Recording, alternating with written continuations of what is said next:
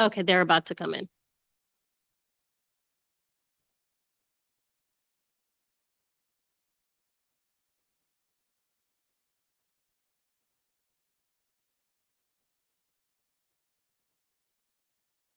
Let's await the team to enter and then we will do our consent agenda so it's easier.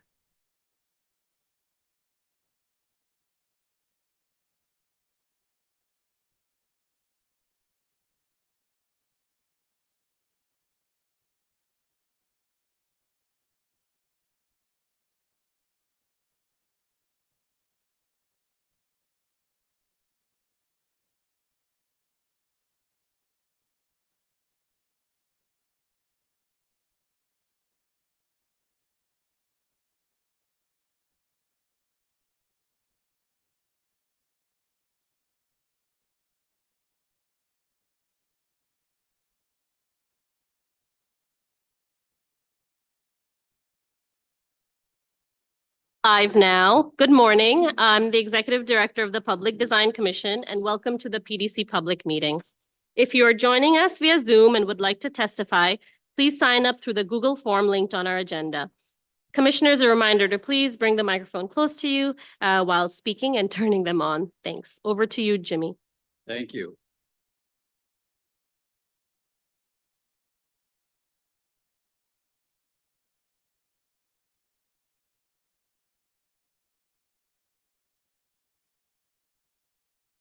Morning. My name is Jimmy Van Bramer, and I'm the Vice President of the Public Design Commission and will run the meeting given PDC President Deborah Martin is unable to attend the meeting today. Welcome to the Public Design Commission meeting. As New York City's design review agency, the Public Design Commission has jurisdiction over the design of permanent structures, landscape architecture, and art proposed on or over city-owned property. Today's meeting is being held in person at City Hall.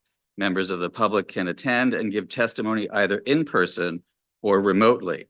The public meeting is now commencing with the consent agenda and items number 30161 to 30188. Please note the following recusals. Commissioner Tisch is recused from items 30162 and 30184. Commissioner Hawkinson is recused from item 30161. Are there any additional recusals to note?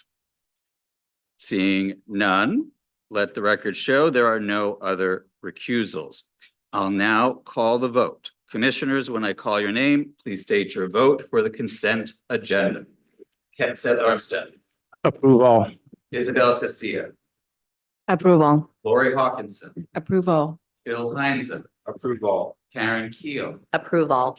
Carrie Maloney. Approval. Manuel Miranda. Approval. Merrill Tisch. Approval.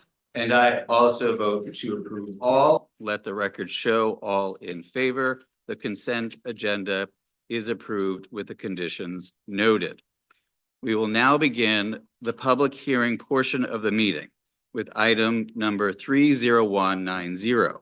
The preliminary review for the design of a master plan for the construction of Metropolitan Park, i.e. Queens Future, including the construction of a gaming facility, resort, retail, and events complex, parking structures, the reconstruction of Shea Road, and adjacent site work adjacent to Citi Field in Corona, Queens.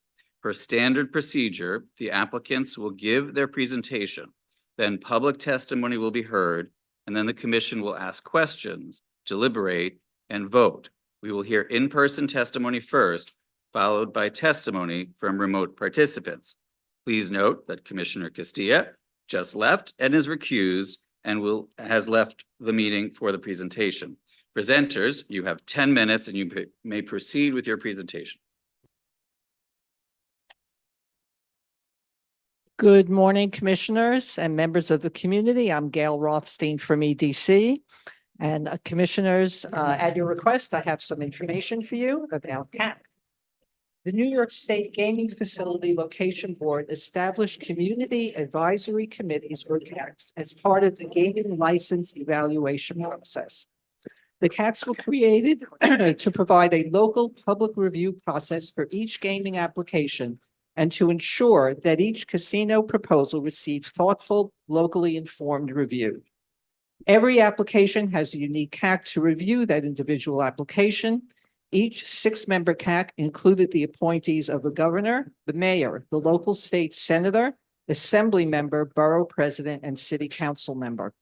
The CACs were responsible for holding public hearings on the gaming application, reviewing each proposal, and determining whether a project demonstrates sufficient community support to advance in the state's casino licensing process. A 2/3 majority vote of the CAC was required for an application to move forward to the State Gaming Facility Location Board for further consideration, and the state set a deadline for CACs to reach a determination on their applicable applications by the end of September this year.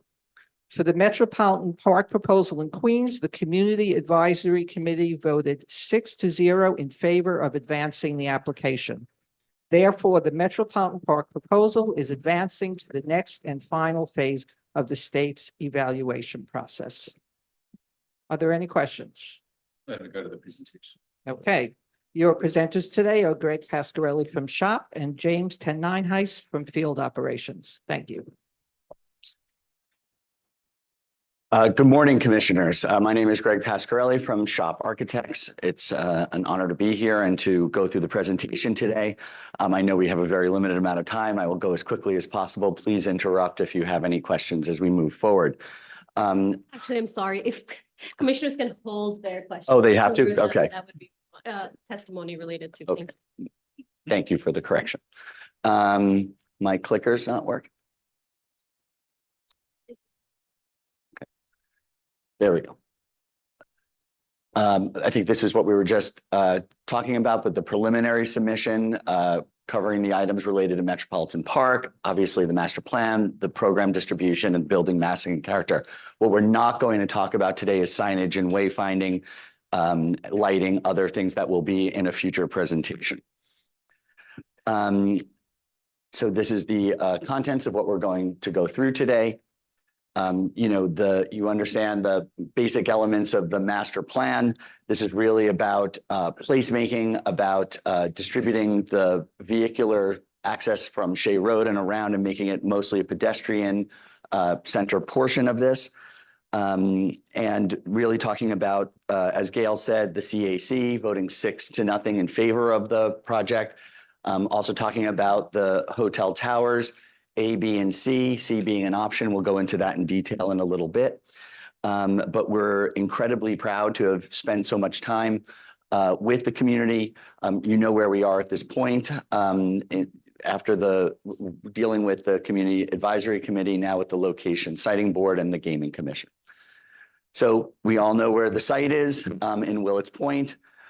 We know the history of the site, that it was never a park.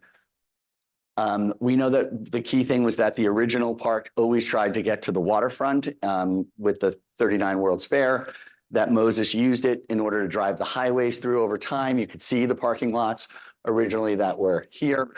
And then basically this is when Shea was still there. City Field is over here. This is the more current condition. So again, talking about the 50 acres of parking lot, 12 acres to the south of Roosevelt Island, moving the parking spaces from the main part of the lot into structured parking around.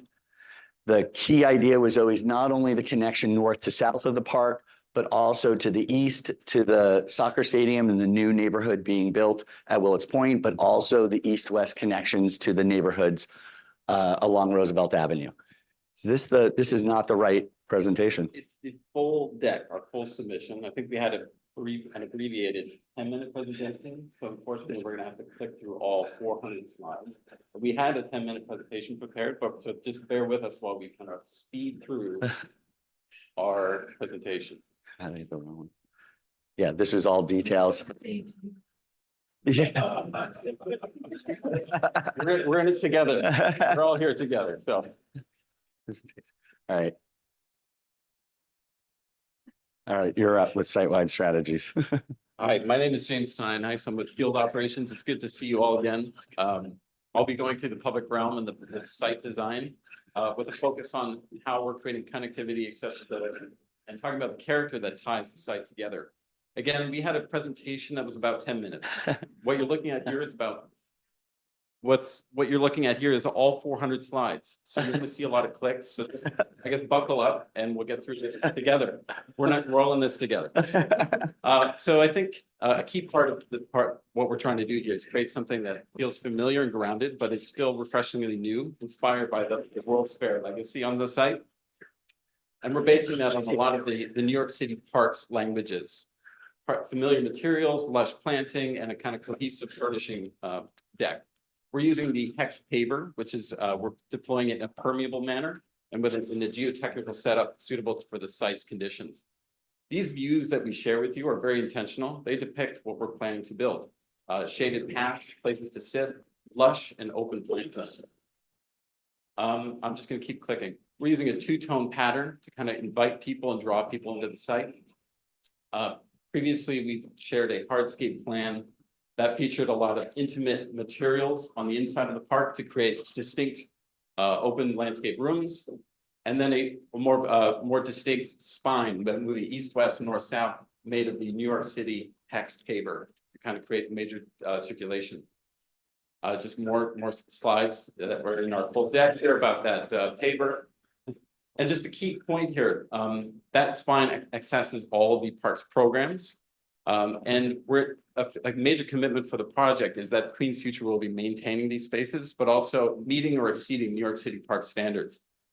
In pursuit of those standards, we've been meeting with New York City Parks, and the folks are in the room here. We're creating we're also working on the sports configuration of the Southfield Park. A key program component is the playground, where we're going to create an inclusive and safe place with national experts who lead those disciplines. We're creating over 20 acres of planting, diverse, open, seasonally interesting planting across the site. Click. We're going to go through this real quick because this is our full deck. The planting has been created in deference to the solar orientation of the site, and we're including over 1,000 trees to create comfort and shade throughout the park. We've also added trees around the large lawn per your request to create safe and shaded places to sit in the lawn. A key component of the improvements to the public infrastructure include the improvements to the MTA station, where we're creating a multitude of accessible pathways from grade to concourse and concourse to platform, tearing down some of these old steps that are here and opening up the paved concourse to public in a permanent condition. In a previous proposal, we included the New York Mets logo outside of the New York Mets subway station in front of the stadium. You asked us to remove this kind of placemaking and heritage feature, and so we've done so. Click. One of the things you talked about was the lawn. It's one of the major central features of the major park area. It's meant to support flexible recreation. And we've added trees, large caliper trees around the perimeter to create shade. Again, it's modeled after New York City parks that feature these kind of spaces to support flexible recreation. Bryant Park is actually one of the exemplars here, where it also features decomposed granite around its perimeter. That was something we had included. It's a nice informal material that the site's horticultural team has seen high success with over the last 10 years. But per your request, we've removed that material and included hex pavers around the lawn. Just some views of what the lawn looks like, fulfilling its mission as a recreational park. Some details of that. All of these are in a kind of larger sequence here. We're including public bathrooms in this north area as well, a major contribution and investment on behalf of our client to really exceed the number of bathroom ratios we've ever seen in a public park. The lawn is surrounded by a number of smaller enclosed landscape places, including shaded paths, playgrounds, and things like that, picnic areas and things like that. I'm going to keep clicking through this because a lot of this is older material, but I'll probably pass the mic to my colleague, Greg, who will work through the remaining 300 slides. Thanks, James. Let me just go forward. One of the key things, elements that you requested us to look at was the pinch point here by Roosevelt Avenue and where the roadways get down to Shea Road.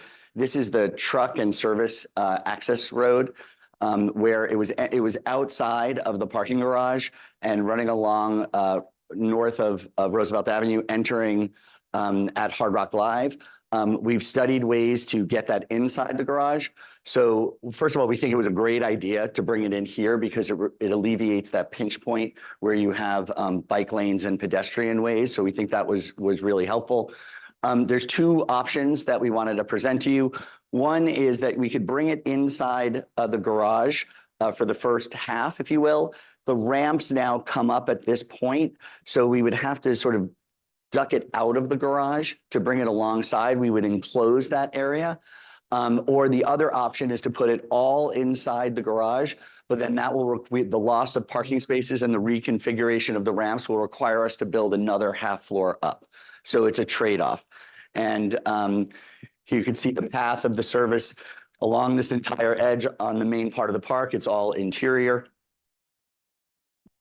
And so here you can see what it was like before with the screen that we originally proposed. You've asked us to bring it inside, which we think, as we said, is really a good thing. Here you can see it coming out in this second half of the portion, and it keeps the garage at the same height. If we bring it all inside, we get another half floor of garage.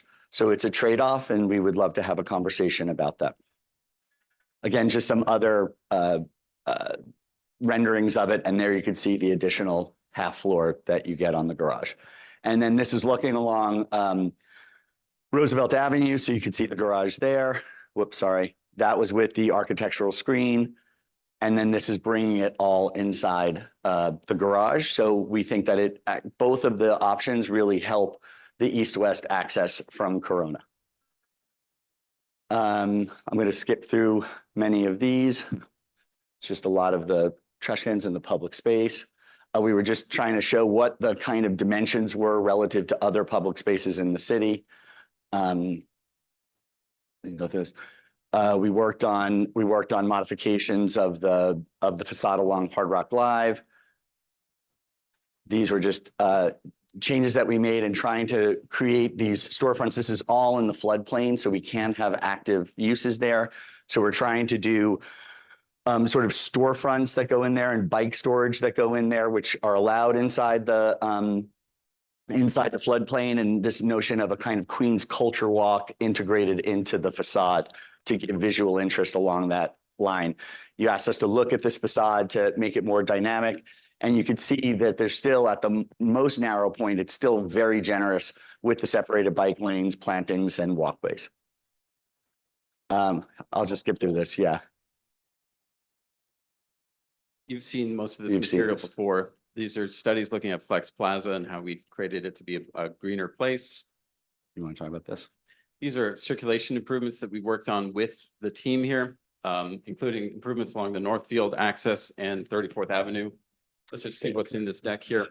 And these are improvements we worked on with you at significant investment to the team, but also in deep coordination with DOT. So I'm just going to go through this really quickly. But the intent here is to create welcoming gateways and also serve the growing communities around the site. Significantly, they include new dedicated bike paths and pedestrian paths throughout the perimeter. And we're also dramatically improving the safety of some really dangerous intersections on the site, including a new elevated and dedicated pedestrian bridge, which, per your feedback, we've actually included a dedicated pedestrian link, including a two-way bike lane as well. We've done the same thing around Shea Road. I think some of this is stuff we shared with you before, but now the entire site and the access around the site includes dedicated pedestrian and bicycle lanes around the perimeter. In terms of planting, I'm going to go through this super fast because a lot of this is in the deck and in the drawings we've shared with you. But the intent is to create something that is seasonally interesting, but also to really bolster the biodiversity across the site and create interest throughout the seasons. There's a lot of diverse plants here. We have over 65 species across 20 acres. So of course, we're creating a lot of gardens in different types to respond to the various solar conditions and different types of planting communities. We're also including DEP required and DEP compliant biofiltration across the site. This captures and filters stormwater, but will also be a beautiful garden. Okay, And let's see what's the next slide. So again, looking at the integrated resort, the Flatirons became a driver for the way we were looking at the whole project and creating a campus.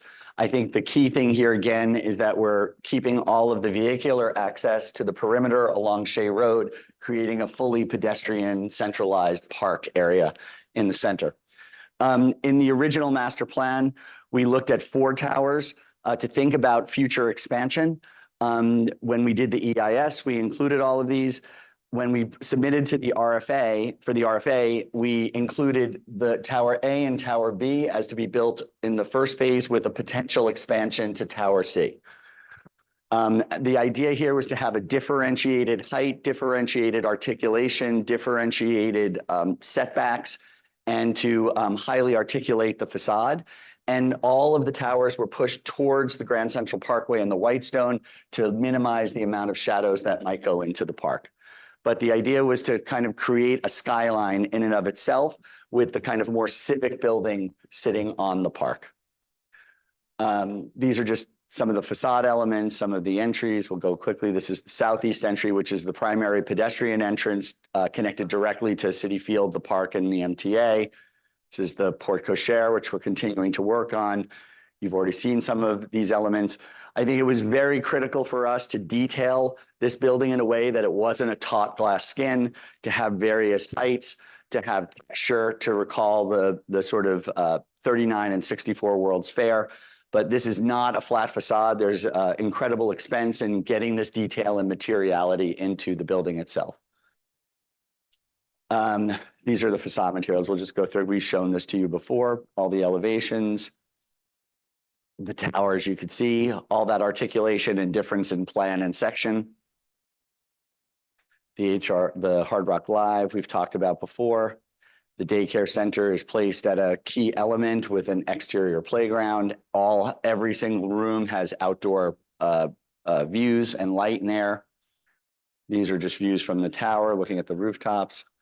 The parking structures, again, are something that we felt was important, that it was read as a campus and that they had similar material and facade and circulation articulation, so that it's read and understood as a campus. So they're all completely screened. The screen is mostly in the red. When you see the yellow areas, that's really where you can see where the vertical circulation is. So it's completely legible, easy wayfinding, and people feel safe going up and down in these garages.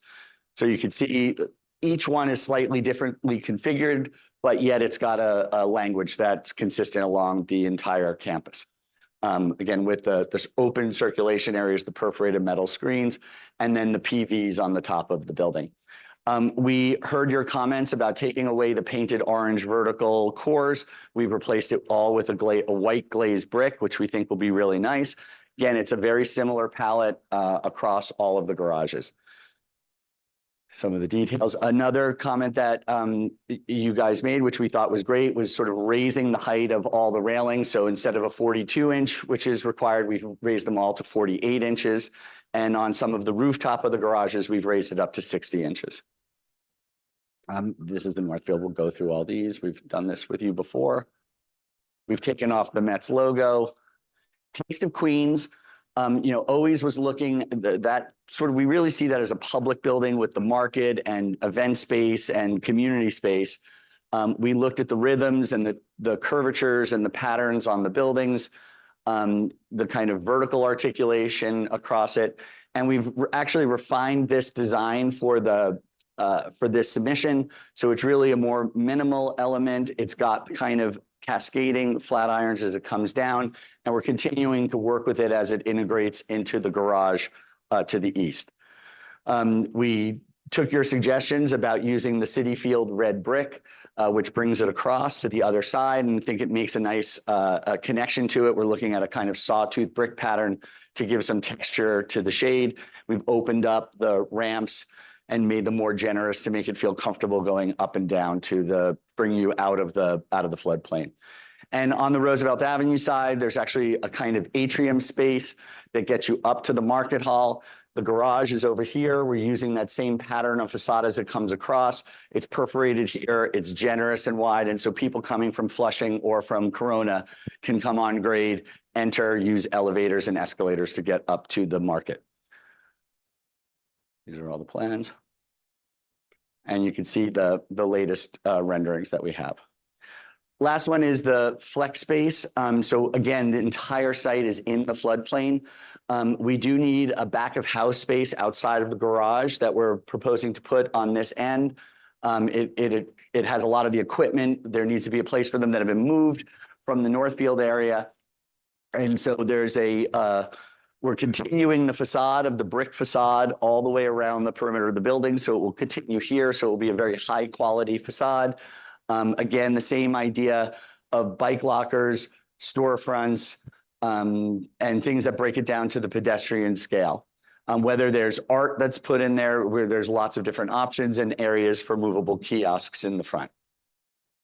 And so you can see some of those articulation. This is a lot of the equipment that needs to be back there. We can skip through Southfield. And you asked about the gateways. Again, this was the previous design of the Gateway Bridge across from the MTA area. This is, you can see where the ADA accessibility is, the pathways underneath. It's quite generous as you come in from Roosevelt Avenue, a very simplified bridge design. This is your view as you come through and looking back towards the subway station. And then this is the view looking at the North Gateway coming across from the marina lots, seeing Northfield, the ADA accessibility, what that will look like as you're driving on Shea Road. Lighting we're not doing, and I think we're done. And we're done. That was as fast as we could do that. Thank you. Thank you. Thank you very much. Srayoshi, has anyone signed up to testify? Yes, I have a list of in-person testimony in front of me, so I will call each name. If you could come up and limit your testimony to 2 to 3 minutes. And then we will move on to remote testimony after we're done with in-person testimony. Okay, first I have Donovan Finn. If you could introduce yourself before your testimony. Thank you. Sure. Hi, thank you for your time today and having me here. My name is Donovan Finn. I'm a 20-year resident of Jackson Heights in Queens, so I'm about a 10-12-minute bike ride from Citi Field, which will become useful information in a second. Professionally, I teach urban planning and urban design. I've been doing that for 20 years also, same amount of time I've been in Jackson Heights. And for decades, I've been an advocate for parks, open space, pedestrian and bike access in New York City, especially in Queens. And so that's a little bit about me. And I'm here to talk about this project from my professional, personal, every aspect of this, and give you a couple of reasons why I think what we're looking at is a good idea. And this is also couched in a context of, this is what I do professionally. I study these kinds of projects in New York City and globally for the last 20 years or so. The first thing I like about this is that this project asks people to engage with the ideas that you saw here today, right? So there was no secret that this kind of project was coming, but in terms of the fine-grained detail and the design and every other aspect of it, I've rarely, I can't say never, but I've rarely seen a process, especially in New York City, that has done this level of civic and public engagement and iteration, and really where you can see, and I was at some of these meetings where you can really see the public's input in this design. Instead of trying to, the New York City way we tend to do it is the developer comes in and imposes a vision and says, take it or leave it. And, and that's what we get. And here it's a very different model.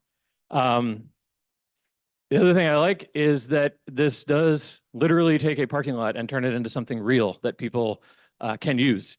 Not just drivers from Long Island and Westchester and New Jersey, but actual residents of the surrounding area can use literally 365 days a year. I'm one of those residents, right? And I've never driven to Citi Field. I would never even consider driving to Citi Field. It would be a fool's errand to do so. But this kind of stuff I can use all the time, my kids, personally, et cetera. The other thing I like about it for me personally is it's a very, kind of on the topic we were just talking about, it's very much a pedestrian, bicyclist friendly, sort of person centric as opposed to automobile centric design. I think that this site was designed in another era, in a completely different context for the world. And I think it's a vision of the past. And not to be too cute, because I know this Queen's Future is the name associated with this project, but I do think this is a design for the future that updates a design that is really outdated and really needs to be updated for the future. And so it makes this from a very inhospitable place to a very hospitable place for people on bikes, people walking, children, elderly people, you name it. So, we go from the past and we go from, well, I'm not going to name the opposites, but, this site is accessible, it's future-proofed. Sorry. Right. Sure. Accessible, future-proofed, livable, safe, all of those things that we need on a site like this. And that's why I think it's a great design. Thank you. Thank you. Thank you so much. Oh, you'll Sure. hand it off to the next person. The next person on the list is Tammy Rose.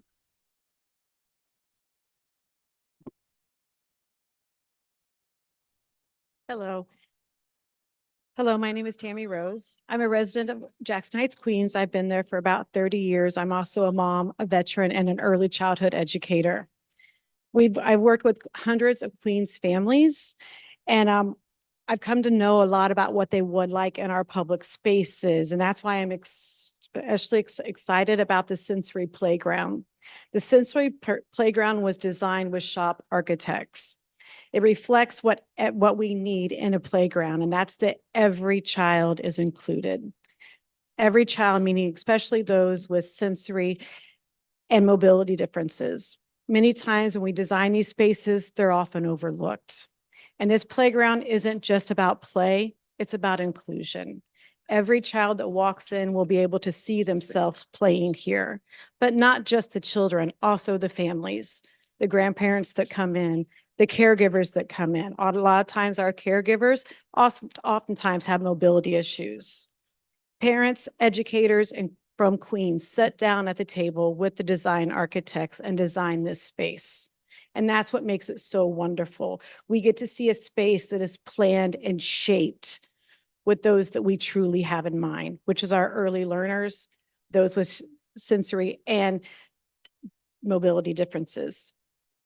This project sets a new standard, I believe, with how it looks to work with urban design spaces and where we can include all families within our communities. It shows what happens for me when designers sit down and actually listen to the people that are at the table, the moms, the educators, the teachers.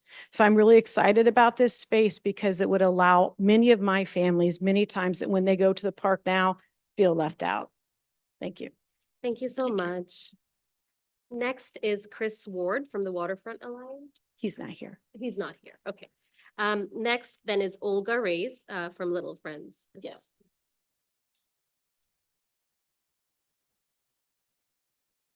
Good morning, everybody. My name is Olga Reyes, and I'm a proud resident of Corona and a child care center director. With my many lives of living around Roosevelt, Corona, I know Roosevelt very well, and the need that this beautiful project will bring. For decades, this stretch has been more than nothing a parking lot, empty, desolated, and lifeless. Our community has waited too long for this area to become something that deserves the people that live here.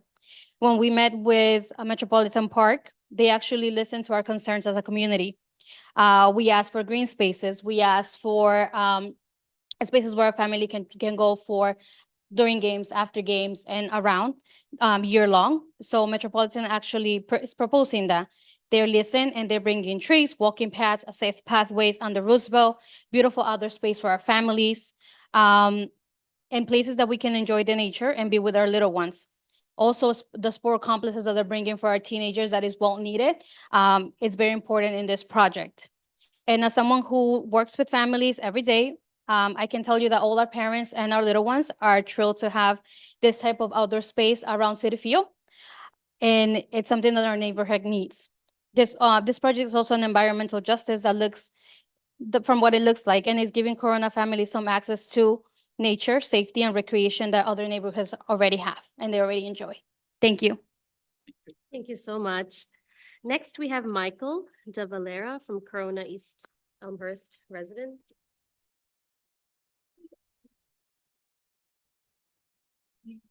As to the parks, those will be free, right? Okay, so it's a gift to the community, really. Just one. Good morning, everyone. My name is Michael De Valera, and I'm a lifelong resident of Corona, Queens, living in historic Dory Miller, New York's first integrated co-op, built on the belief that everyone deserves a place to belong. It also happens to be the closest neighbor to the proposed Metropolitan Park. From my apartment windows, I see the site every day. And for as long as I can remember, I've looked out at that expanse of asphalt and imagined what it could become if someone with vision, courage, purpose finally brought it to life. What we're considering today is not just a collection of buildings. It's an opportunity to redefine what Queens means to New York, to transform 50 acres of parking lot into a living, breathing expression of creativity, culture, and civic pride. This design gives Queens something it has long deserved, an iconic architectural signature. When we think of Manhattan, we think of Rockefeller Center, Lincoln Center, High Line, Freedom Tower. But when we think of Queens, the most diverse place in America, what singular landmark tells our story? What space captures our energy, our cultures, and our aspirations? The two observation towers from the 1964 New York State Pavilion, better known as the Men in Black spaceships? Nope. Metropolitan Park will. It will be our gathering place where people walk, bike, eat, talk, and celebrate together. It will be our statement to the world that Queens is no longer just the bedroom borough, but the beating heart of a city that thrives on diversity and innovation. It will connect disparate places and make the sum greater than its parts. Citi Field, the USTA, the new soccer stadium, with Metropolitan Park unifying those structures. Frank Lloyd Wright once said, "We create our buildings, and then they create us." That truth lives here. Everyone was heard. Metropolitan Park is more than revitalization, it's recognition. Thank you. Thank you so much. I believe that's all the in-person testimony we have. Is there anybody else here that would like to testify? Chelsea, do we have anybody signed up remotely? Hi, no, we don't have anyone signed up for remote testimony, and we do not have anyone in the Zoom room, so we are okay to proceed. Thanks. Over to you, Jimmy, before Great. discussion. So before I speak, I just want to say, as the only member of the commission who lives in Queens, it is great to be surrounded by so many Queens residents today. Thank you all for coming. Now, before we open for discussion among commissioners, I would like to note that the team has noted that they shall return at a later date with A, branding, wayfinding, and signage, B, lighting and nighttime design, and C, the temporary event structure at the Shea Lawn. Also D, as well as the hotel owner C, if it moves forward, and these will be submitted as future packages. We are not deliberating upon those components today. I will now open it up for discussion. Commissioners, are there any questions or comments? A reminder to please speak into and turn to the microphones when talking. Lori? Yeah. Thanks so much for the really thorough presentation and for the visuals, which are very well developed. So I really appreciate that.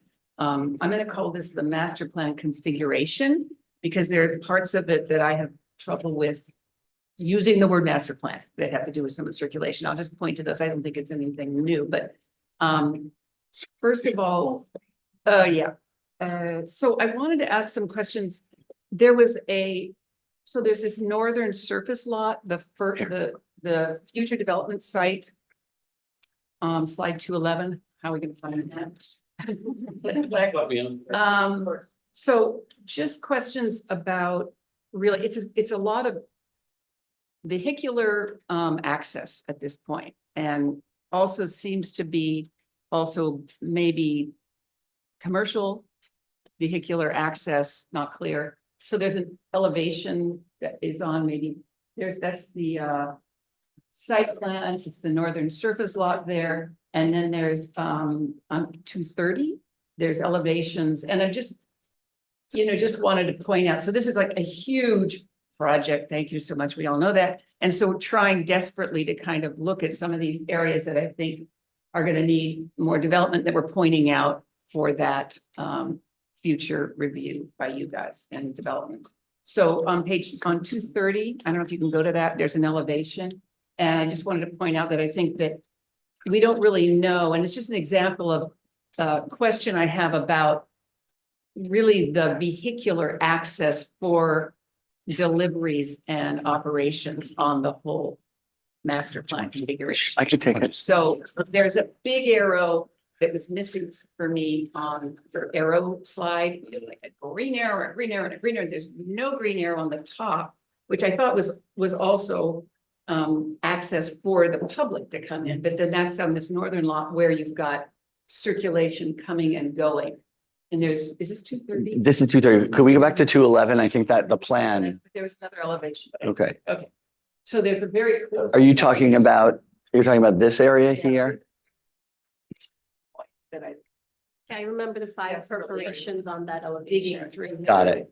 The staff, and just, I feel it needs obviously development, a lot of openings there, who goes where, Right. and there's trucks.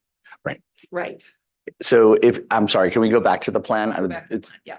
It's the best way to. Yeah, it's a big complex and it has a lot of needs to service it. So, so the basic idea is that this is really the public coming into the garages. There's a small surface lot here that services some car waiting areas. Basically the porte cochere, which is the vehicular drop off, is on this side. And the idea was really to take Shea Road and use that for all the vehicular access and to come into the building. If we can zoom out What's the whole way. that last drive? On your right. Right. Sorry, I'll wait till it moves. Right next to Here. the Green Park, go to your right. Here, Over one more. there, that is the exit for the service drive. So again, the idea is that, that's right, which we So had they're very close to. understood. But we just commented that maybe, or I don't know, you guys are the designers, but lots of va-et-vient right next to the park there with large vehicles. So and I'm wanting to understand where those large vehicles are, those service vehicles are all over the site, because this is going to demand, I mean, you've got, so much of that to support. So the main They idea. have to be separate. 100%. So the main idea was to keep it as internal to the building as possible so that you didn't have trucks. So basically the trucks come in the building here. What we just talked about, so that's good. They basically service in here and then they exit here to get onto the highway. I'm just concerned about when it's in the park. like, I think it's a good point. No, it's a good so point. just, And- Mhm. that's a moment. Yep. But there was a big green arrow, it seemed to me missing, because I thought this was also access for the public. You've got the bike path there, you have your big green arrows, 1, 2, 3. Yeah. We've pushed the building back in certain locations to accommodate the dedicated two-way bike lane and separated pedestrian travel. That's something we've been working on Yeah, together. got that. And so that Shea Road keeps the bikes on the periphery as well. Yeah. And then in terms of the screening there, you can see that we're actually including the woodland planting and a topographical feature there to prevent or So obscure there's some a views. That's topography. There correct, is. yeah. It's hard to, we don't. No, I have understand, access. yeah, Yeah. So but there's, it's like yeah, a. we're aware of that asterisk on kind that. of Okay. issue and we're working to screen that. Okay, and then to go down to the southeast corner, Mhm. Taste of Queens. I thought your development here, although it's too early to see sections through that. The Taste of Queens building and the parking garage, we were talking about that relationship. It looks like it's getting developed here. It's also continuing to develop as well, Commissioner. We're continuing to work on it. I think it was page 309. So. Fair enough. Please. Look at the visual though. I mean, this is at grade coming in. So Mm-hmm. this is pretty brutal right here, but then when I saw a rendering looking the other, I mean, it's really only if we saw a detailed drawing that we would understand what's going on, which we will see, I Mhm. assume, You going will. forward. That's what we're asking for. We will Yeah, have it for so, you. And when they're talking about the detail that you're putting attention to on the facades, so just looking for that, because it's pretty brutal right here. We're already, it's an excellent point. We're already working on that.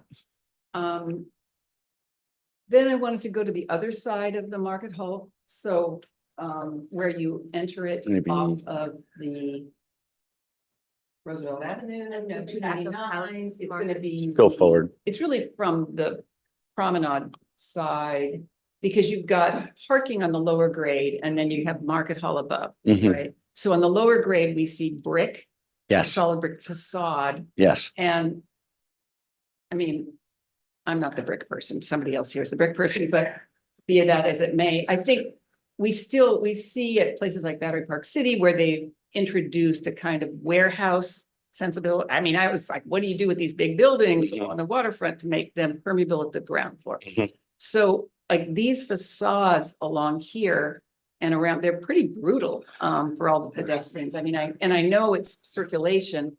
And I was thinking about, I'm sure you know it, the Market Hall in Rotterdam, Mhm. but there you come in, it's like, you know, Mhm. it's all there. So that all happens on the upper level. And below we have parking, but maybe we should see what's there. I mean, maybe we shouldn't hide it. Maybe, you know, I don't know. This is just a question about this. I understand it here, but it's really that side on the lower level. You know, We when understand. you're coming in, it's Can we get to the slide This- that has the elevation of storefronts? the back. There was a last, It's forward. that, well, anyway. But if you We keep saw it going, in there's the another one. Keep going, keep Boom, going, keep going, boom, keep boom. going, keep going, keep going. Where's the Further back? away. Here it Anyway. is. Yeah, well, this one. This is right. This is what so we agree. So it's all inside the floodplain. So that's the big issue. The idea about the brick was making the tie-in to City Field, which, you know, we're trying to detail that brick so it has a texture, so it doesn't feel like a hard-edged wall. And then the notion was to put these kind of storefronts in there. What is in the storefronts is up for discussion, which we will obviously share and talk to you guys about. But this notion of bike lockers could go in there, storefronts with, history sort of exhibitions, something that could break up that wall. We totally agree. Yeah. Having No, I 400 feet of a appreciate brick this. wall I is think not the that's right where thing. We're gonna have to go, and the gentleman who was Yeah. thinking about the biking there, There's a- if there were bike lock, whatever, so. I mean, but just putting squiggles and saying it's art, I think we like cherish art here. We- And so we use that word carefully, so I think this is, I think, more, in my mind, would be great to be able to look in and see something, and I think bikes look great, whatever you guys do, but we'll keep it We agree. more permeable. We agree. This word activated, I don't know, that's kind of too general for me. And then to talk about this building, so I'm wondering what's on the roof of it. People are looking down. Big white pancake right now. On This guy. this is the part, story guy. Yeah. it's open to the air because it currently Right. has, so it's a storage. But I mean, area. what's actually, is it solar panels or what's going on there? Not on this roof. Not on- It's just, it's an open yard. So you could look down, on the, But it's a roof. there It's is, enclosed. there is no roof There's on no that, right? roof on that? There's no roof Oh, on we that didn't now. know that. Okay. I never saw that in a plan. Oh, Yeah, just, you look at. it's parking of equipment parking and yes. Down, you're looking. Yes. down. We saw Oh, solar. that's. There's solar panels It was everywhere white in else. the Plan, it was white. We never. I guess we didn't part of the Okay, point. thank you. Great. Okay, letting you know. Okay, so then in the plan of this, which I'm never gonna know what that is, of this building. Maybe James. Here's here it plans is. there. Because. Some of the plans, that's the ground floor. The plan of the white thing that's open, so that white thing is actually, I can see in there. So basically you can see in there. That's a strange way to depict it. In a master plan. We could park some cars in there and trucks if you would like. Okay, great. So now if I can actually see in there, because there was a plan somewhere. I saw a plan. equipment- I an didn't equipment imagine it. layout. I saw a Yeah. plan. Because There it you've is. got, whoa, there we go. Okay, so like, what is that? It seems like that's a road or something. So I'm, my So- friends who say there's no such thing as paranoia. So I'm thinking that looks like a path for a truck. What I just want to make sure that that's not going to be a driveway. It is not a driveway, for sure. This is just to move equipment and storage around. We cannot make a curb cut off of Roosevelt. We can only make the curb cut as it currently exists, and all access comes in this way. They get in here again. This was, well, it's in flux, but it would be from the access from the garage. Yes, Because that was the big mystery. yes, There are no arrows yes, on the master plan. fair enough. The arrows, right? We will fix that drawing. And then I guess we talked about the frontages. I mean, I think those are the big points I have to make. Okay. Here, but, and I hope that they can be, I hope that they will be addressed moving forward in this master plan configuration. They will. We will. Great. Thank you. Thank you. Manuel? Well, thanks for the presentation and thanks for the testimony as well. There's a lot of support for this project. My own anecdotal research with people I know in Jackson Heights across the economic and demographic spectrum, there's also a lot of support. So especially the kind of Roosevelt Avenue entry area. So this project will bring a lot of public benefit. So I hope, moving forward, we can see this as a kind of working relationship as we review the kind of future components as you return. I wanted to look at Southfield Park kind of in relationship Yeah. to Can we move up? the rest of the park. Maybe the first third of the deck.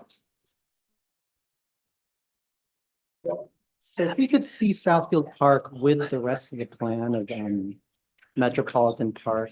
Yeah, if we go back. Forgive me, I don't know the slide numbers in this particular deck. We had an abbreviated presentation deck. If you move up, there's a site-wide program view, or even the site plan, that could work. Very noisy.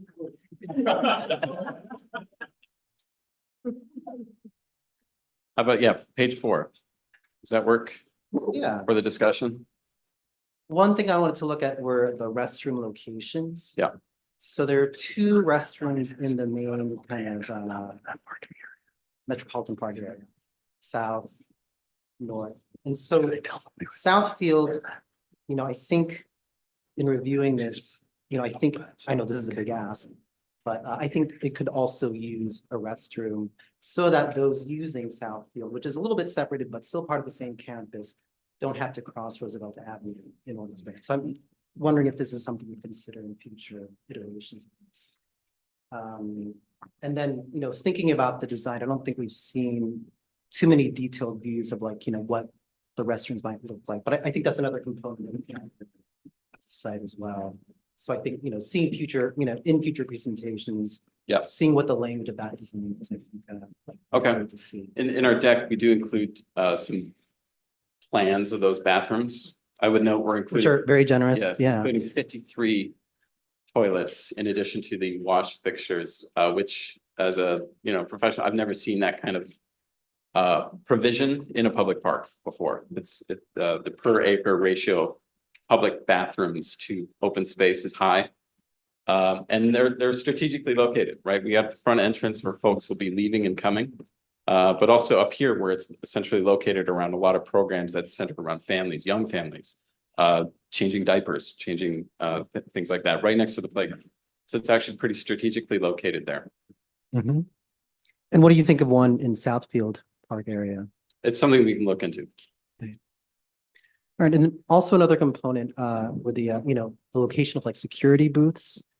Yeah. Which is another part of the sort of site-wide vocabulary. So I think Yep. seeing some, the design of that Okay. in future presentations Yep. would be great to see as well. Yeah, just I think that's mostly what I wanted to bring up.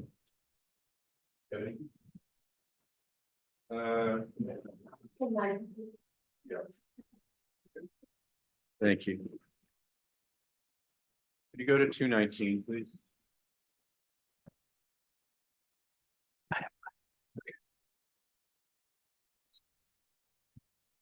So, for this space,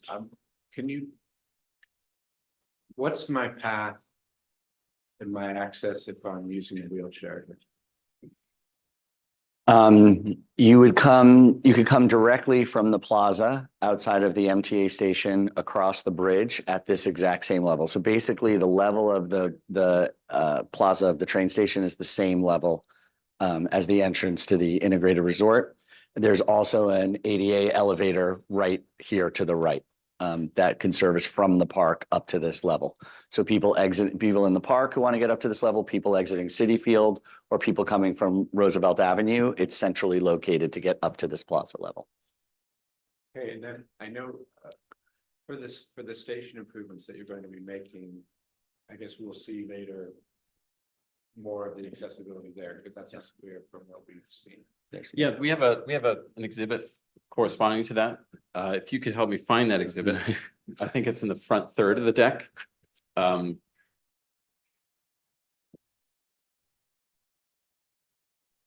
Keep going. It's a generous There third. it There we is. go.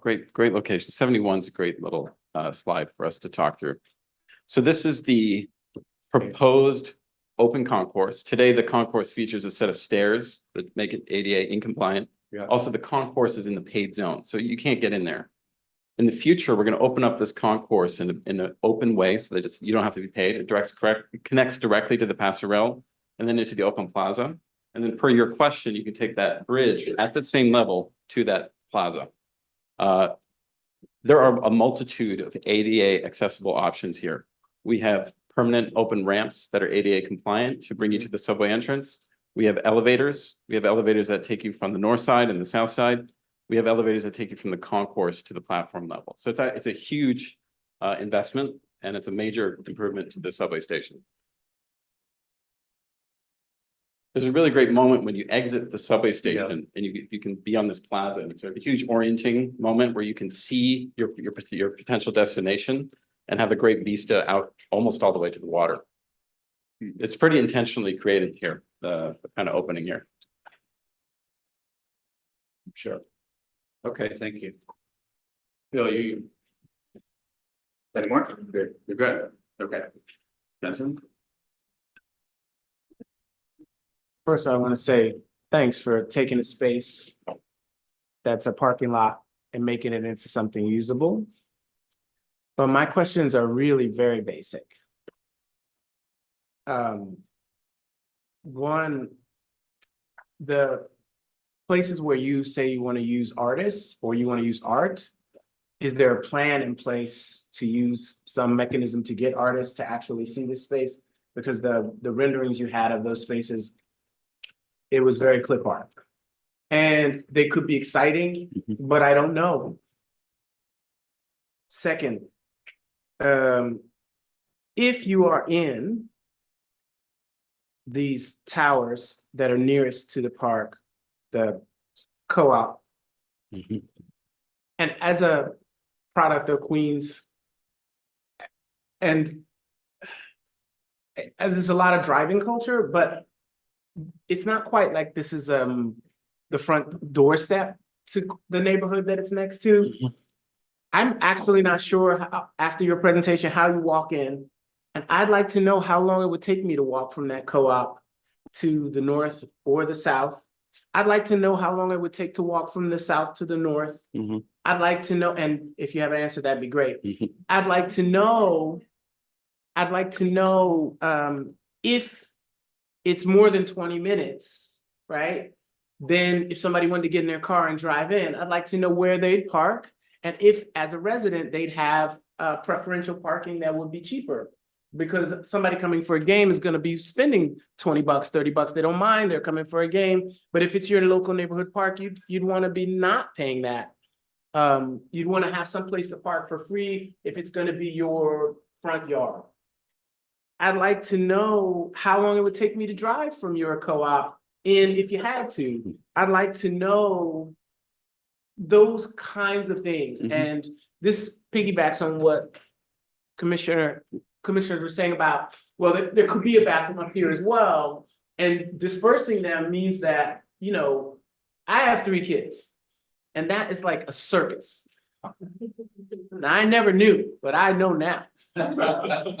So you have to tell me how I get in here, how I get out of here. Mhm. And the other thing is that you guys you did Barclays, right? Mhm. Now, in Barclays, there's the drive-in for the trucks, and then there's that neat turnaround. Table. So they come back out the same way they came in. Mhm.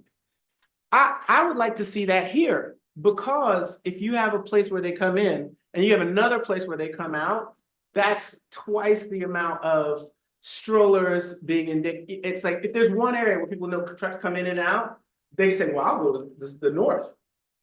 But if you're saying, well, I'm gonna be encountering trucks in the north and the south, Mhm. I don't see that as a win. Mhm.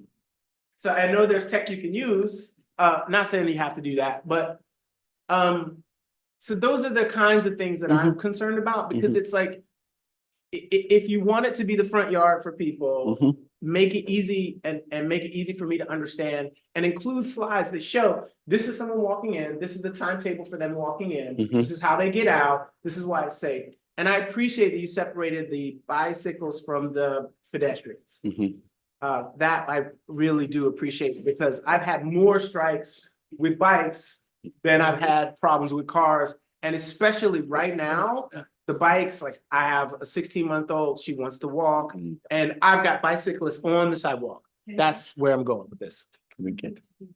No, I have to leave at 10:45. that's it. I'd like to hear the answers.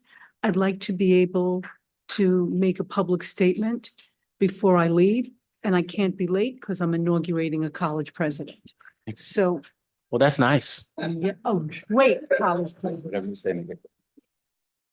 Thank you for your comments. We'll get into that. I think we could even. I give one answer. It takes me literally 13 minutes to walk from my apartment to the train station, which is at the very far side of Louisiana.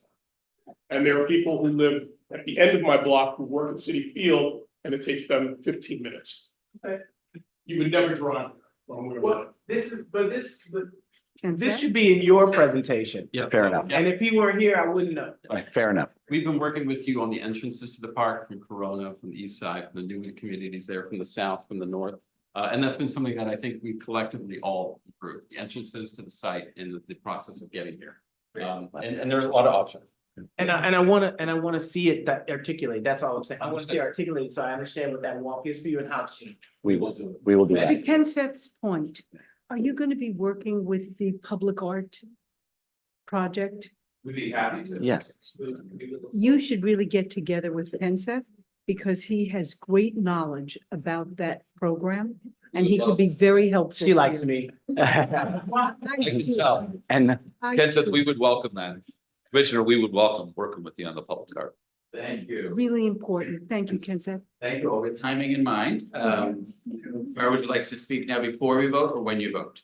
When I vote, Okay, but I don't want to miss my opportunity to Correct. vote. So We're if moving you right need into me, vote. but we're moving right into the vote unless Phil has something to say. Okay, great. So, before taking the roll call, I do have to summarize the conditions that we heard today. We'll be voting on the preliminary review of the design of a master plan for the construction of Metropolitan Park, including a gaming facility, resort, retail, and events complex, parking structures, the reconstruction of Shea Road, and adjacent site work, with the condition that in an interim amended preliminary submission before proceeding to final review, the team will submit additional detail and clarifications, including the following: the integrated resort. There's preference for option 3, relocating the one-way bus and loading access route with podium, and request studying relocation of the 30 parking spaces. Continue design of the daycare, how it interfaces with the adjacent public realm,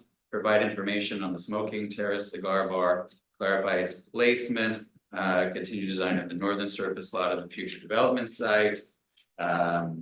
Northfield and Southfield garage, continue studying the ground plane design, which includes providing activated facades and fencing details, specifically where it interfaces with the Willits Point neighborhood. Continue lobby interface design at both Metropolitan Park and Cedar Way locations. and refine elevated connections, particularly anti-climb features. Taste of Queens, refine the architectural transition between the market and parking garage, avoiding an abrupt condition as illustrated currently for the market component. Further develop the architecture as it relates to the food hall and community space program, and continue lobby interface design on Roosevelt Avenue and clarify surface access for loading and deliveries to the market. For the back of house support, space for the mats, refine the public realm interface and aim for interface storefronts. Clarify that support space will be accessed by vehicles and its impact on surrounding public realm. Lastly, the public realm framework, define the architectural transition between the market and garage.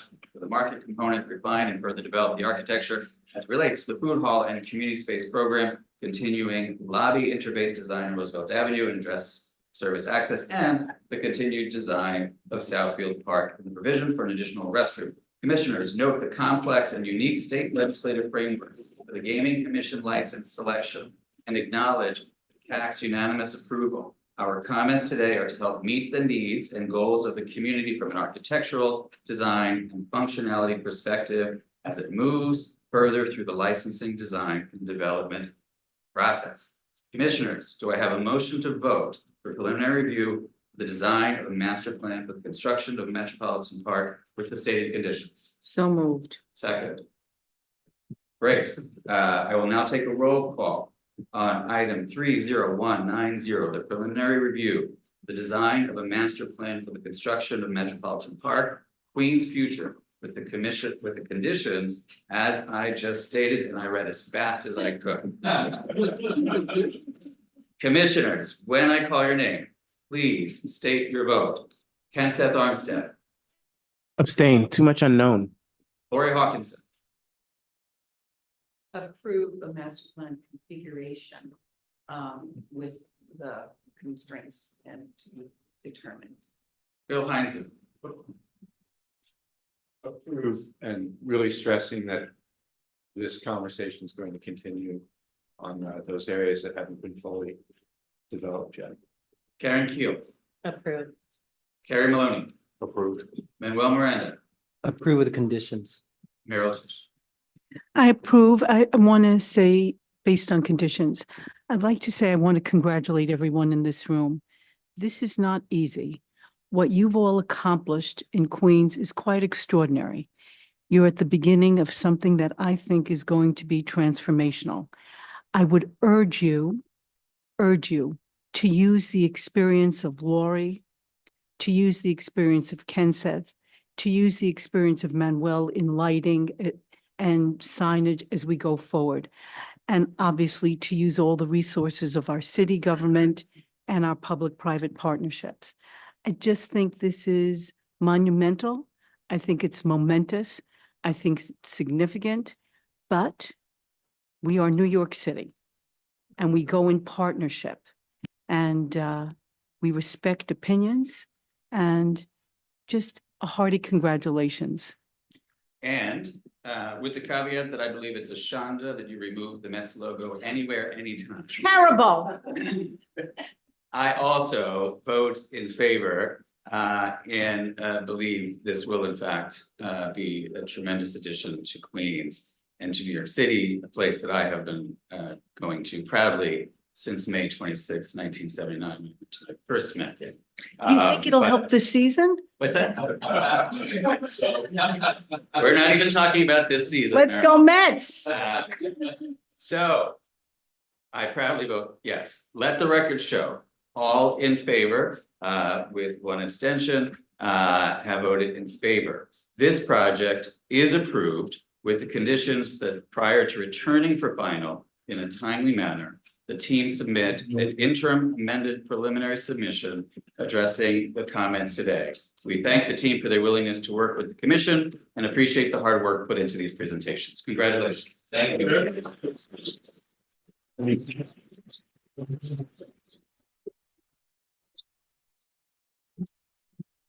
We'll take a quick 5-minute break.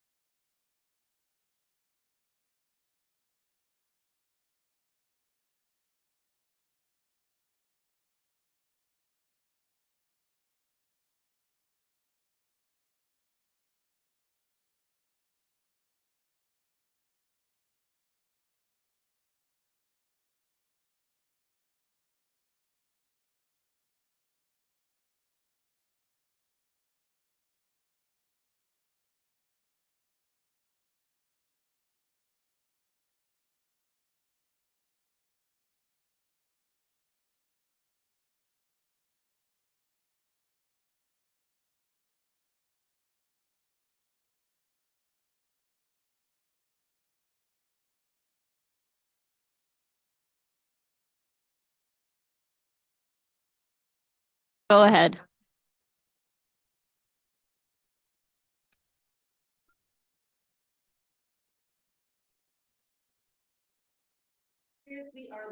So we will now continue. So over to you. Okay, we will now continue with the public hearing portion of the meeting with item 30189, the preliminary review for the reconstruction of the southern shoreline, including construction of outlooks and pathways of Barretto Point Park on Barretto Street and is it Riowa or Riowa? Avenue. Riowa? Riowa. I did not know that. Thank you. Riowa Avenue in the Bronx. Confessions from a Queens boy. Did not know that. Per standard procedure, the applicants will give the presentation, then public testimony will be heard, and then the commission will ask questions, deliberate, and vote. We will hear in-person testimony first, followed by testimony from remote participants. Presenters, you have 10 minutes and may proceed with your presentation. Thank you, Commissioner. Good morning, Commissioners. I'm Sheena Brand, the agency liaison from New York City Parks. Before we get started, I wanted to introduce Eric Mattis as our new Chief of Landscape Architecture. He's taking over for Nancy Prince. We're so excited he's come on. Eric is a longtime Parkie. He started in 1990 and actually helped with the landscape architecture redesign of City Hall Park. So we're very glad to have him. I know he's excited to work with the commission for our monthly submissions, but also for larger design initiatives. I also want to welcome our natural resources group here. They're with us today. They're responsible for over 10,000 acres of ecological habitat throughout the city, including shorelines, waterfront, and lots of urban forests. So I'd like to pass it over to Allison Shipley, partner at QRP, to take us through the design.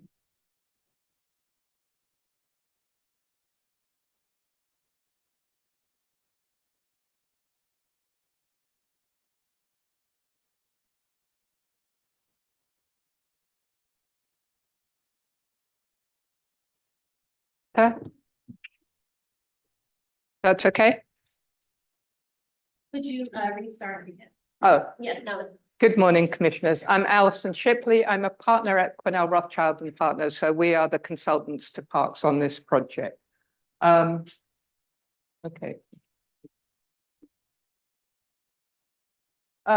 So the site that we're looking at is located on the south side of Barretto Point Park. It's on the East River in the Bronx, overlooking, this is Rikers Island, and we're in the sort of Hunts Point neighborhood of the Bronx. This is the DEP wastewater facility next to the site. You can see that from this diagram, there's not many other public parks in the neighborhood. So this is a very well-used park and a well-used facility. Of course, being on the waterfront, we are in the flood zone. The shorefront area is within the 100-year flood zone, and the upland area of the park is within the 500-year flood zone.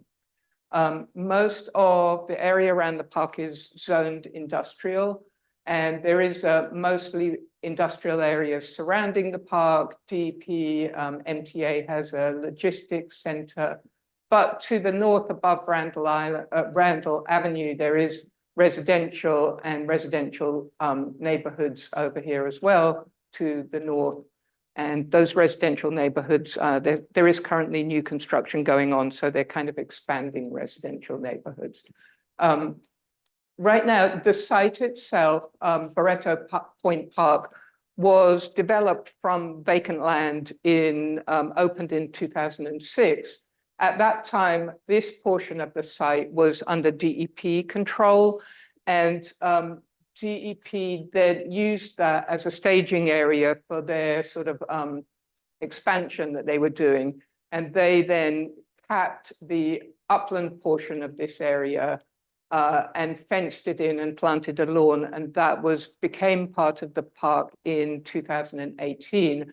But nothing was done with the shoreline area. It's much more difficult to get access to the area or to do any remediation. So that was really left in its completely undeveloped state. The site is next to this little cove, which has a small sandy beach. And then there's a riprap edge that goes around the park and also extends south into the DEP property.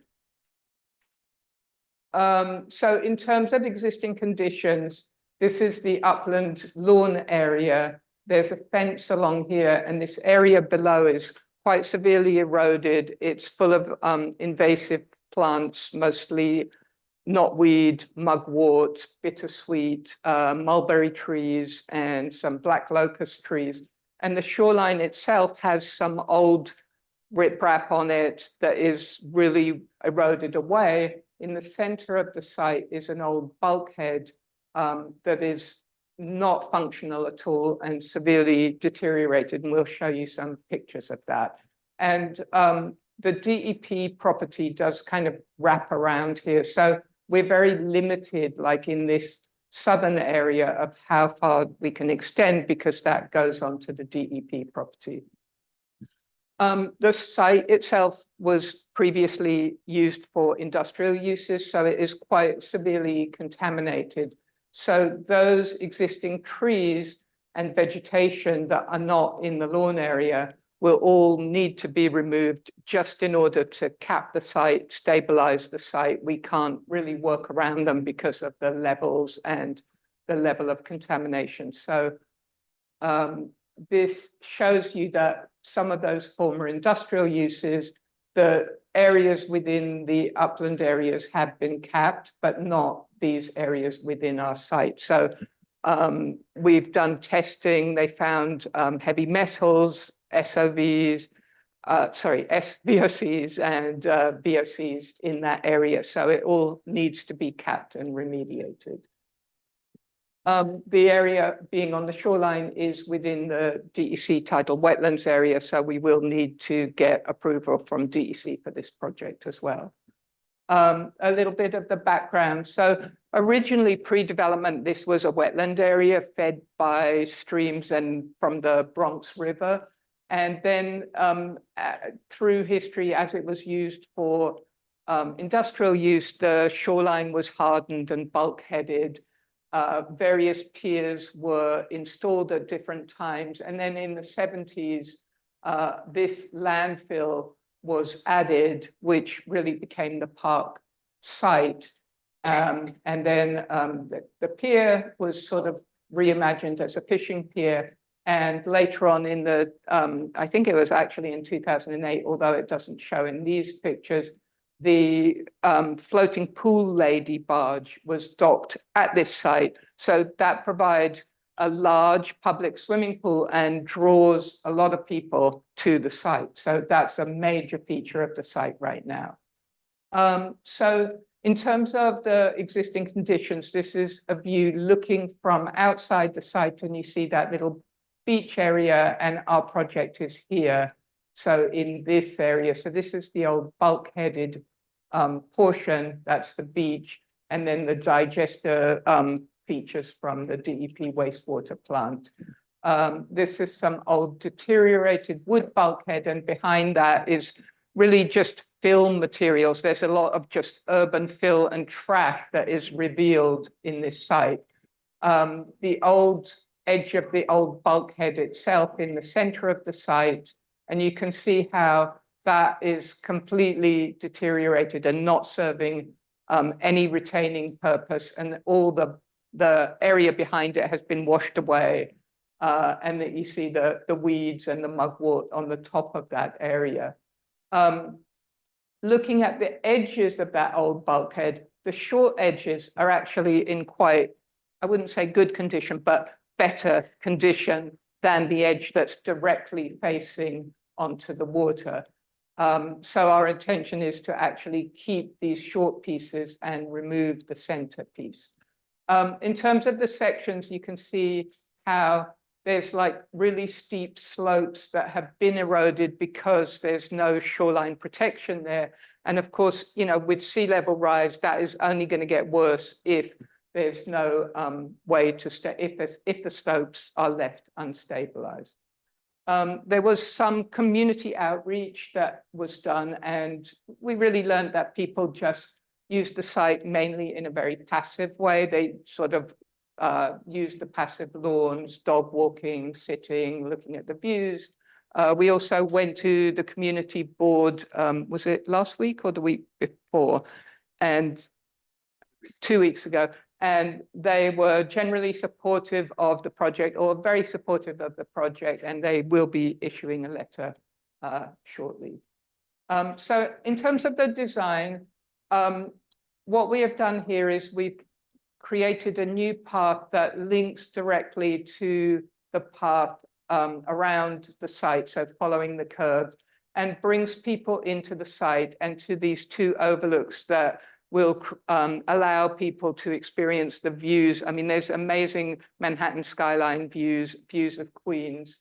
And on the lower area, as I said, we'll remove that center portion of the old bulkhead and keep the two short walls and stabilize those with some concrete walls. Where the bulkhead is removed, we're proposing to use an e-concrete, that's an ecological concrete units that are interlocking units that will stabilize the shore, but also provide intertidal habitat. So because of this type of concrete, organisms can colonize on the concrete itself and create kind of like a tide pool habitat. So that will stabilize this portion. And we're only bringing that up to about elevation 4, so that behind that we can create a high marsh area. So that will be marsh plants. And we're using high marsh because with the understanding of sea level rise, that high marsh can then transition to low marsh in the, as the sea level rises around it. On the north and south of there, we're installing new riprap, and this riprap will also feature small, well, quite large, e-concrete precast tide pools that are not interlocking, but they are set within the riprap and also provide additional habitat.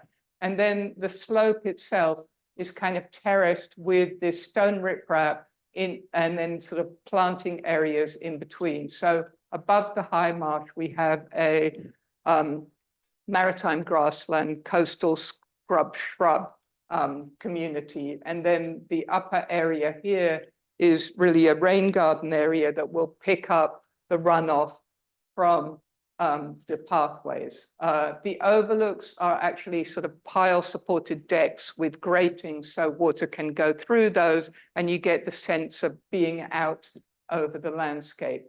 This little thing here is a utility enclosure that has what we think is a pump that takes sewage from the pool barge and pumps it off to the sewer, but we don't have full information. So that will remain as is, and that's currently enclosed by a chain link fence with a gate. So we've provided a little set of steps to access that gate for maintenance. Grading wise, the park is really graded down. I mean, we are quite high at the lawn area. We're up at elevation 16, 17. So that's relatively protected up there above the even 500-year floods. And then sloping down to the waterfront. This just shows the different habitats, the high marsh, the maritime grassland and coastal scrub shrub, existing lawn area to remain. And then we are taking down some fences here and planting some trees at the back of the riprap. And that will also have lawn just for easy maintenance so that they can mow that and keep that weed free. In terms of permeability, we're pretty much at the same amount of permeability. I think it just increases a couple of percentages because we are adding the pathway. This shows the section. So the upland path is actually supported by a steel bulkhead. So that's really going to give you a really well-supported upland area. And then the riprap and planting is Then in front of that, sort of giving you more protection, acting as a wave break, cutting down on erosion, and providing this habitat for the different planted areas. So the first section is just through the riprap area, and this section is through the high marsh area, showing the pile supported platforms, so giving you that kind of overlook over the and these are the e-concrete coastal lock units, which provide that interlocking concrete shorefront. Okay, so fencing wise, currently DEP fenced in the whole lawn area. After they remediated the site, they fenced that portion in. Our plan is to remove the fencing along the waterfront, leave this fencing at the perimeter. So this fence will be removed, and then we're just providing some railings at the edge, leaving this chain link fence, and there'll be little railings on the steps that go down to that utility enclosure. Material wise, so this is the interlocking coastal lock units, and with the riprap above, these are the tide pool units. They're probably about 3.5, they're about 4 feet in length. The railing at the pathway will be steel C-rail galvanized finish, and then the decking will be this ADA compliant galvanized decking. We're using materials to kind of match what's within the park. So asphalt paving with these granite block edging, which is what they have in the park, and we're going to use some of those salvage granite blocks that you saw in the photographs that have were just dumped and are currently fill materials, and then just typical parks benches and trash receptacles. We have quite a variety of plants specified. Our main shade trees will be hackberry and pin oak with some amelanchias. So all of the plants are selected to withstand the coastal conditions, provide habitat, and provide those ecological services. And so here's a rendering of the site that shows the coastal lock at the front, the retained bulkhead walls. Here's our 2 overlooks with the path behind it, and we have seating along there, some trees behind there, and the different terraced lawn areas. And then the riprap tying into the DEP riprap and tying into the riprap that goes around the cove. So I think that's it. We can end there if you have any questions. I will first see if we have any testimony. Is there anybody in person? I do not see anyone in person. Chelsea, do we have anybody signed up online for testimony? We do not have anyone signed up for remote testimony, and no one is within the Zoom room, so we can proceed. Thank you. Great. Then commissioners, are there any questions or comments? A reminder to please speak into and turn on the microphones when talking. Great. I will start. Thank you so much for the presentation. I want to say I really love this project. I love its simplicity, but also its dedication to creating a natural habitat. So I think it's very successful from that perspective. I did have just one simple question, and it is that while I really like the way the path is laid out, it feels a little bit like a dead end. And I am just curious if you're able, if you're standing on the last platform, if you're able to access the lawn and bypass the path and use the lawn to exit, should you want to not avoid something along the path. Well, the lawn is completely open to, so the path is at the edge of the lawn. There's no barrier between it. Currently, the lawn is designated as a barbecue area, and it's one of the only barbecue areas in that whole community board district. So we expect that people will be using the lawn and coming back and forth, between the lawn and the pathway. So definitely, yes. And currently it's gated at this, sorry. Oops. So there is currently a gate here that kind of, you have to go through to get into that lawn area, and then that gate will be completely removed, so the area will become more open and. So connected to the everything's park. completely flush from path to lawn. Yes. There's complete accessibility. Yes, Okay. right. Okay, great. Thank you. I mean, it's a beautiful project, a small, beautiful project. Thank you so much. And also just a detail, the galvanized railing looks great. Thank you, Parks Department. Galvanized railing, not painted black. It looks great because then it doesn't pop out. when you look at the- Right. Well, coastal conditions, we don't want to be, Yeah. like having to We're all repaint coastal, all the yeah. time. Yeah. But really very thorough and exemplary. Thank Thank you you. so much. Other commissioners?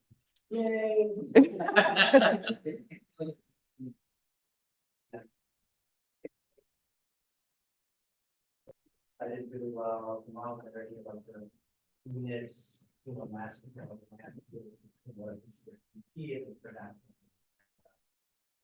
Manuel, sorry, the mic, I think it was off. Oh, we will give you another one. Here. Look it up. I just appreciate how, the aesthetic quality of this, how the kind of prefab units, resonate with, what's a DP and the structures in the background. So I think it's beautifully cited and done. Right. Thank you. Any other moments of adulation that you'd like to share? It is a beautiful, beautiful project, and it's so stark compared to the usage that's across the street. So it's just gorgeous. Yeah. Thank you so much. All right, so I will now take a roll call vote on item number 3019.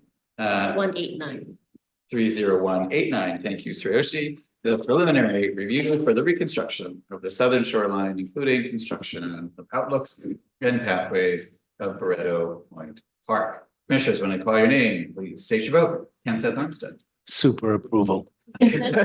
Isabel Castilla. Approved. Lori Hawkinson.